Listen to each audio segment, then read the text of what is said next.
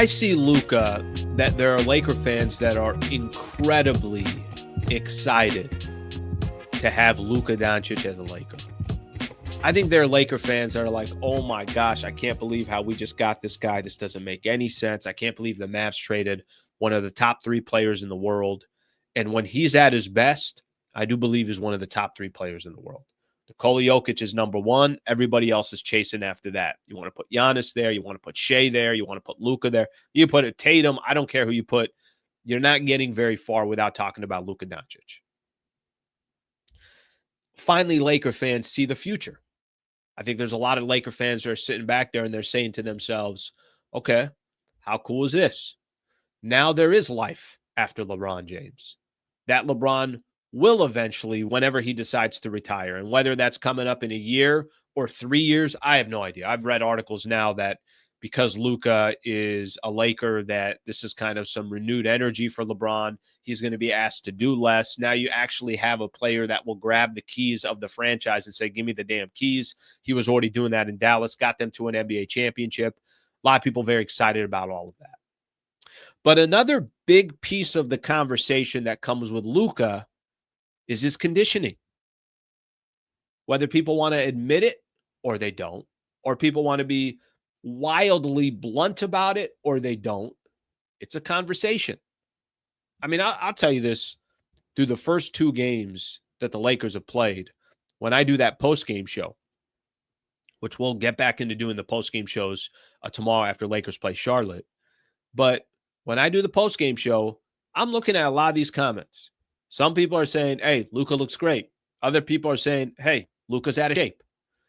And we saw on his way out the door in Dallas, there were some quotes out there that were about his conditioning, that were about his commitment to the game. There were some quotes that, is he going to be, do they want to pay $345 million for a player that they don't feel is in the tip-top shape conditioning-wise? That's part of the conversation that also comes with Luka. All the great, and then also the portion of this guy's got to get his body right. Okay, so he played 2 games with the Lakers. Not a big deal. Nobody cares. I wasn't looking at, I mentioned this. There wasn't a moment that I was watching those first 2 games with Luka and saying to myself, well, if he doesn't have a triple-double, he's really not going to make it. Like, I'm not being critical. Guy hadn't played since Christmas. He's just getting to L.A. I'm much more concerned when the Lakers 5 games from now are starting to play some real competition. They're on the road. You're looking at the standings and saying, okay, if they win this game, this is critical in the standings. If they lose this game, this is going to hurt them. I want more at stake, and I want Luka in a position where it's no longer a shock that he's a Laker. Okay, he's a Laker. This is what you're running with. You got traded from Dallas. What are you going to do moving forward here? There was a podcast out there, okay?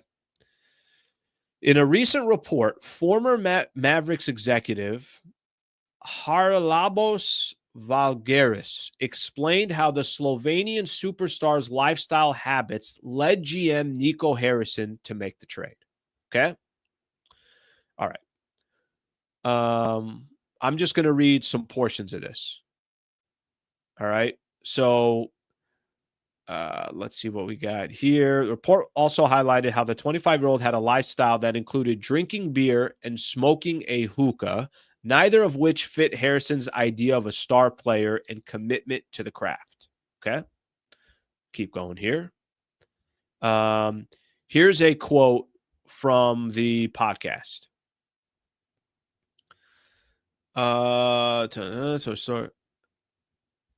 Valgeris, who served with the Mavs from 2018 to 2021, told a story of Doncic filling a thermos with lemonade and sweet tea.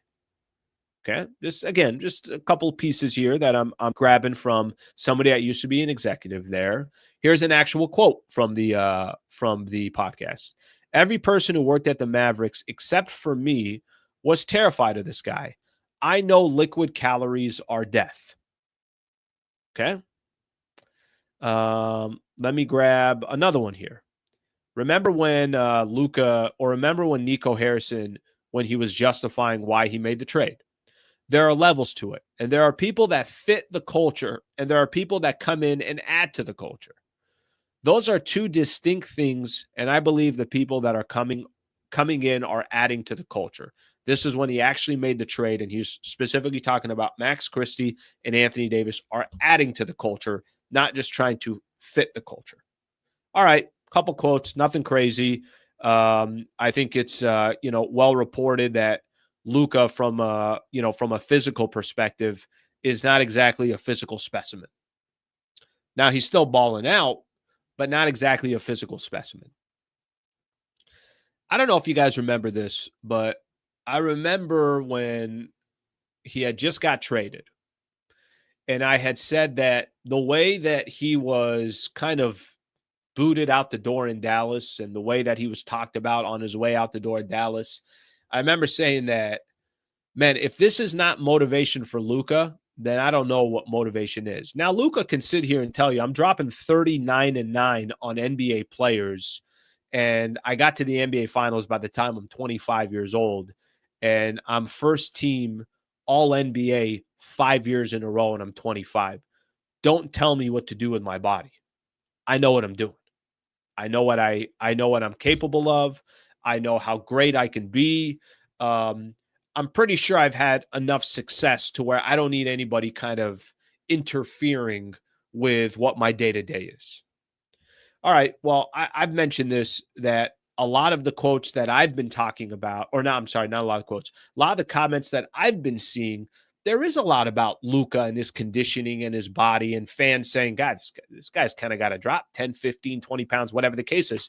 Had Michael Thompson on. You guys know Michael Thompson very well. One of the first things he said when I had Michael on, it was maybe about 2 weeks ago or so, something like that, a week and a half ago, whatever it was. Michael's like, yeah, he's fat. He said that when he was with Dallas, that's what he used to say. The point that he was trying to make is, yeah, he's got to drop weight. Your body is your business. You got to take care of your body. I will say this, that I hope we're not having conversations about Luka, his conditioning, his body. I hope we're not having that conversation for much longer. And it is going to be up to Luka. I think, well, how much better can he be if he dropped 15 pounds? I don't have that answer. How much better can he be if his conditioning was better? By the way, he played most amount of minutes last year in the NBA. So it's not like the guy's not playing. But how much better can he be if we know his mind, we know his skill set, we know just the way he plays the game and how great he is? How much better can he be if his mind and his body are completely in sync and he's at, a physical level that he's never been at before? I would have to imagine that there's more from Luka that he can get out of his body. He's only going to get smarter. He's only going to move closer into his prime, but he's also had nagging injuries. He's had this issue with the calf. How much of it is his conditioning? So I'm not one to kind of sit here and tell everybody, because you can make an argument both ways. I can make an argument and say, look at his resume. Don't bitch about anything about what he's done in his career or his body. His resume speaks for itself. But I could also look at him and say, okay, well, can he take his game to another level if his body was, I'm not telling you that he's going to go be LeBron or he's going to go be, I don't know. You pick whatever great athlete that's out there, but can his body be better than it is? I think everybody would say yes. I think it, obviously I think it can be. I just don't want that to continue to be a conversation. I would hate for that to continue to be a conversation for Luka. Because, what's going to be different here with Luka in LA too, representing the Lakers. And this isn't a shot at the Dallas Mavericks. It really, really isn't. But he was kind of the king in Dallas, kind of do whatever the hell he wants. That was a franchise that was just very, very happy to have Luka. And then also a franchise that was saying to itself, I think we're going to probably have a chance to compete for a championship here for the next 10 years because Luka is our guy. With the Lakers, it's like 2 games in, they beat the Jazz in one game, they lost to the Jazz in another. And I was reading 60% of the comments is like, well, Luka's not in shape. the expectation is going to be wildly different as a Laker. It's not going to be, you know, can you get to the NBA Finals? Can you compete in the West? Oh my gosh, look, the future looks a little bit brighter because the Lakers have a young star. It's going to be. I remember when Shaq became a Laker. I remember that I think it was Sports Illustrated, and they had all these Laker great centers, and they were putting Shaq in there as well. But the conversation was like, well, you can't be in the conversation until you start winning. Remember, Del Harris was the coach, and the Lakers, they lose to the Utah Jazz. They lost to the San Antonio Spurs. They couldn't get over the hump. Phil Jackson comes in. You know, obviously everything changes from there. But the expectations instantly when Shaq got here, it's like, no, it's not, are you going to win a championship? It's how many championships are you going to win? The moment Shaq gets traded, now it's Kobe's team. And it's like, Kobe, what the hell did you do with this franchise? You know, why did you chase Shaq out of here? You know, this is going to be on your ass if the Lakers can't win. And Kobe's like, yeah, I get that. I understand that.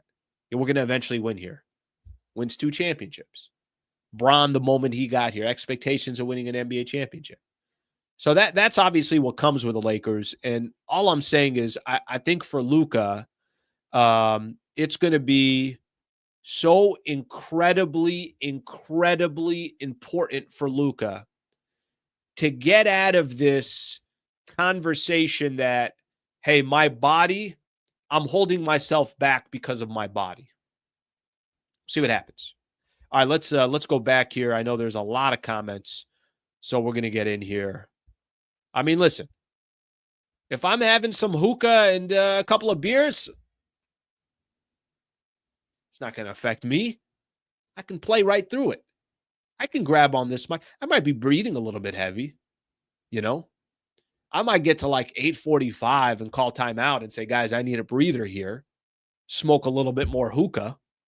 I haven't had hookah in a long time. I can't do hookah. Just can't do hookah. I got cousins that will smoke hookah like it's freaking going out of business.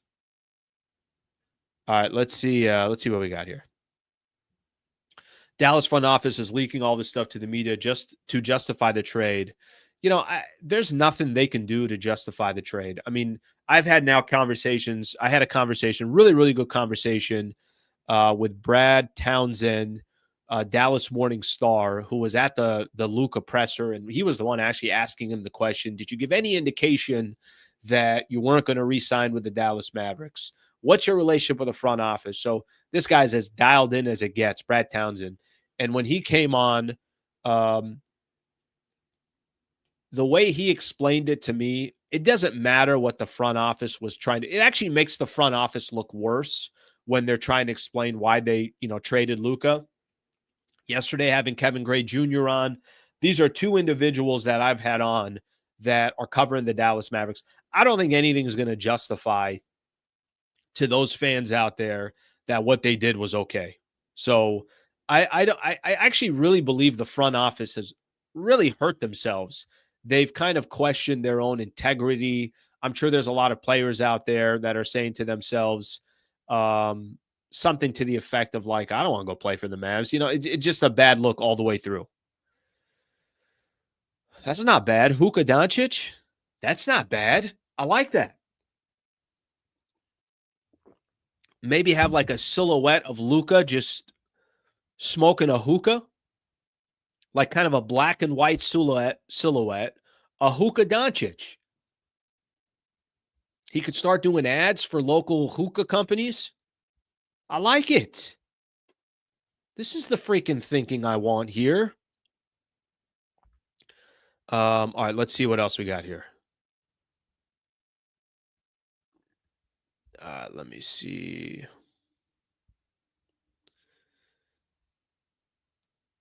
All right, let's see. I hope the average Lakers fan doesn't get overwhelmed by all the Luka and LBJ fans battling for supremacy. Yeah, I never understood that. I never understood that really, the Kobe LeBron stuff. Like there were a lot of Laker fans that didn't want to see LeBron do well. They're not competing against each other, guys. They're really not. Luka was 40 lighter 5 years ago, and he's only 25. He'll not last 10 years at this condition. I think this is my point. My point is that this is a discussion. It's a conversation. So let me be very clear here. Just the mere fact that this is a conversation, that's what Luka's got to get out of the way. What we should be talking about with Luka and the Lakers is, hey, they lost in the playoffs because the roster doesn't look good, because they don't have the right players, this, that, whatever the case is. When we're talking about Luka 2 years from now, 3 years from now, the conversation's got to be about basketball. It should not be about anything other than basketball. That's what you're hoping for. Because this isn't good for Luka that this is part of the conversation. Guys, I don't care. I'm not paying attention to anything that Dallas said on his way out. I think we can see Luka and say to ourselves, yeah, he's got to drop some LBs. He's got to be in better shape. All right, if you enjoyed this clip and you want more, just subscribe to the channel. Monday through Friday, 8 a.m. to 9 a.m. is the Sliwa Show. And then after every Lakers game, post-game show right here.